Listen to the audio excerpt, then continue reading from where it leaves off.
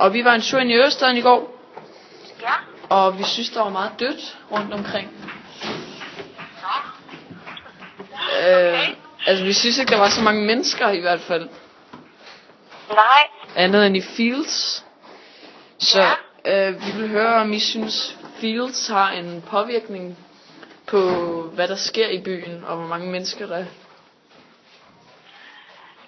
Altså, det er jo klart, at når der ligger sådan en stort shoppingcenter, hvor alle butikkerne er koncentreret, så tiltrækker det jo mange. Altså, der kommer også mange mennesker fra metroen.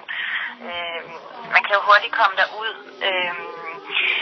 Men som sådan, altså, så fungerer det jo ligesom et hvert andet shoppingcenter, kan man sige. Altså sådan som magasin, der er jo også altid mange mennesker i magasin, fordi man har den der koncentration af butikker. I forhold til billedet i resten af byen, så tager det tid, fordi når man bygger en ny by, altså nu har Ørestad levet i 10 år. Det er 10 år siden, man startede med de første bygninger, og der bor cirka 8.000 beboere. Og når butikker ligesom skal åbne, så skal der være mennesker nok til, at de kan få deres omsætning til at køre rundt. Det er begyndt at komme nu. Altså, der er åbnet nogle caféer, for eksempel, som ligger uden for Fields, som kører rigtig godt. Der er også nogle andre små butikker, som I måske så, da I gik rundt derude, som også fungerer rigtig godt. Så det der er, altså det er bare, at man skal bare være opmærksom på, at det tager lang tid, fordi ja, der skal være et vist antal beboere, før de begynder at bruge deres nærområde. Så I har bygget flere butikker og caféer sådan uden for Fields for os at sprede billedet lidt? Ja. Jo, okay, det er det, man har gjort.